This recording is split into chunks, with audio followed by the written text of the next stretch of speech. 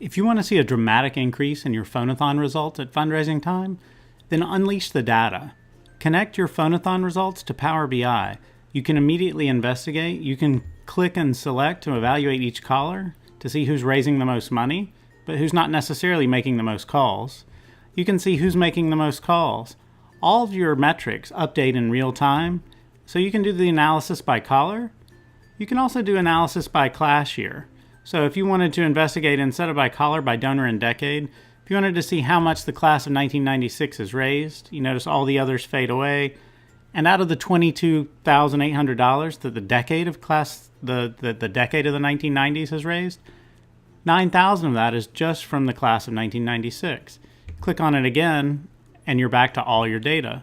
Again, if you wanted to evaluate for reunion years, maybe it's 5s and 0s. So you're just going to select all the 5s and 0s to see how your reunion folks are doing.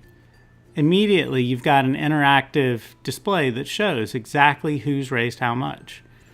And what's more, all of this is just being driven by a simple Excel spreadsheet, connected to OneDrive and then connected to Power BI. If we insert a row, we've already got data validation working. So if we just say, we'll select my record, and we'll say it's an outright gift, and we'll say it's $10,000, and it came from someone in the class of 1992, it automatically calculates their decade and gives it a gift ID. If we close that to force it to update, then back in Power BI, we can go back to the callers. All we have to do is launch our side menu here, right-click on the Phonathon sample data, which is coming from that spreadsheet, click Refresh Now there, and then back in our report, all we have to do is click refresh, and you'll notice we'll go from 34 to 35, and Graham Getty will go from 6,000 to about 16,000. It happens in real time. It's awesome. So now let's go through what we need to set this up. So we're not going to spend any time really covering how to set this up in Excel. It's just basically a tabular data. You do want it to be in a table format in Excel.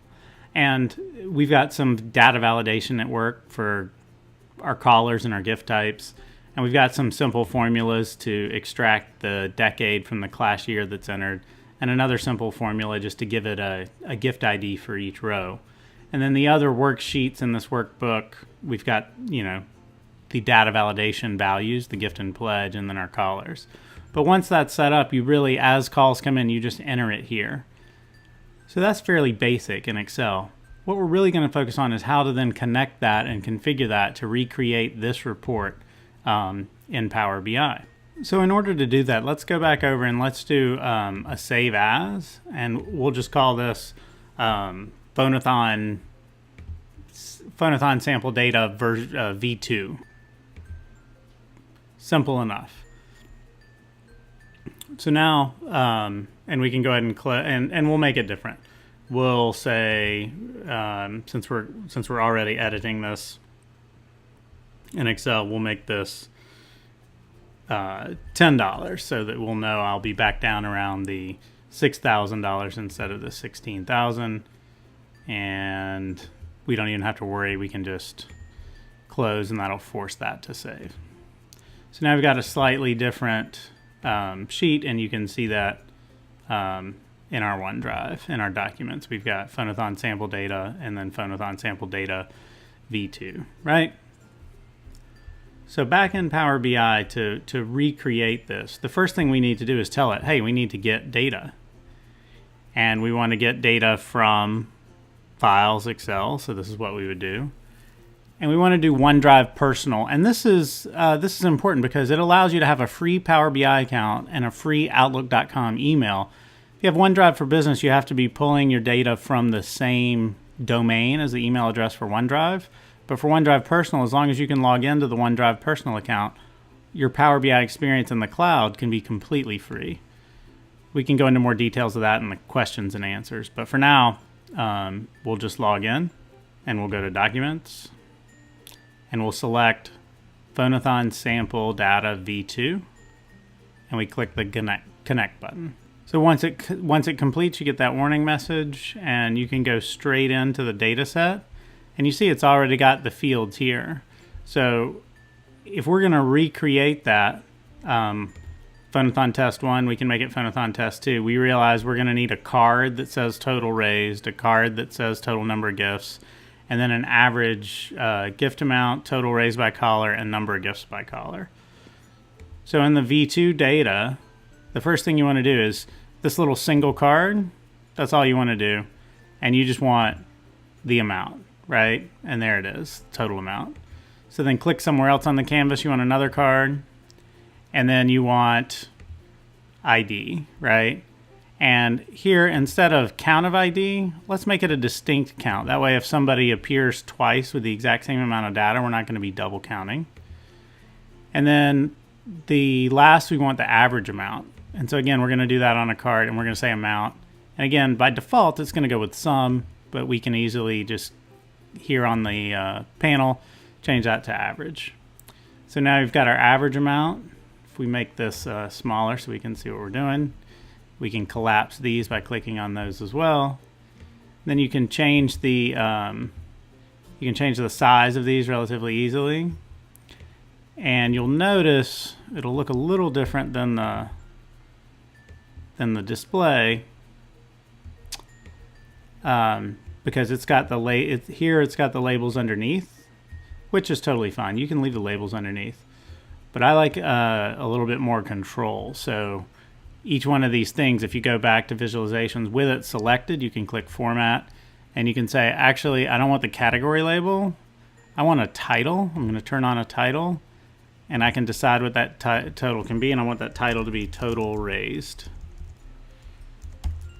And of course, you can change the alignment and the color and whatever else you want.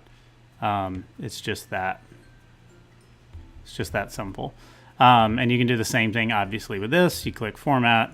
I don't want the category label, so I'm going to turn that off. I do want the title. Won't worry about being exact. And again, we'll put that in the center. And again, we'll turn off the category label. We'll turn on the title, and the title will be average gift. And we'll put that on the center. And so you see how easy it is. So then we can go ahead and save this report.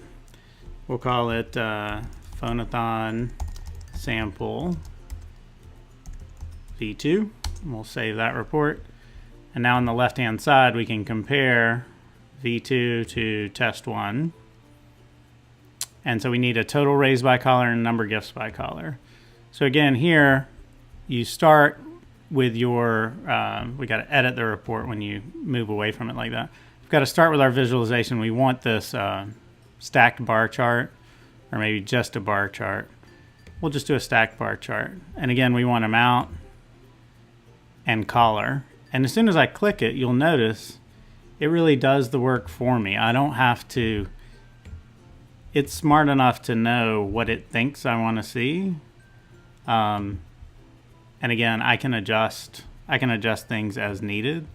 I'm going to increase the view here to make it better for the screencast so you can see what's going on. But here I'm going to change the visualization a bit, and obviously we're going to change the formatting. And we do want data labels. We want to see the amounts. And we can change auto, and we can change how many decimals. We'll just leave it. We'll just leave it with the defaults the way it is. And instead of amount by caller, let's change that to total raised by caller. So we'll just overwrite what's there, and we'll say total raised by caller. And that's updated, and that's done. And then we can go back to the view. We can say dynamic. And if we compare this to our, let's go ahead and save that. We can compare that to the first version that we did. It also had number of gifts by caller. So again, we go back, and it's the same. Got to edit the report to get to the visualizations. We want to do the same bar chart. And we say ID and caller. And as soon as we click that, it's a little confused. It's not really sure what we want to do. Because it's got it here on the axis. It's trying to call it, and it's got here on the legend. So if the autofill doesn't work for you, you can always back out of it. and we can drag the ID, right, to data fields, and it puts it on the values format. But we don't really want it on the values. We want it on the summary. So because we want a summary, we want to change it. If we pull down the value from don't summarize to a distinct count is the value we want. So now we've got 35, and we want to count it by collar.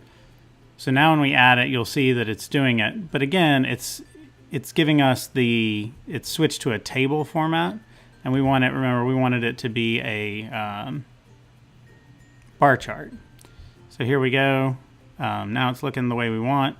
And you can cycle through these visualizations if you wanted to do it any other way. Let me make the chart actually bigger. But again, we're going to go bar chart just for the period of this demo. And again, we're going to format that. We do want our data labels on. We want to see how much each person's called.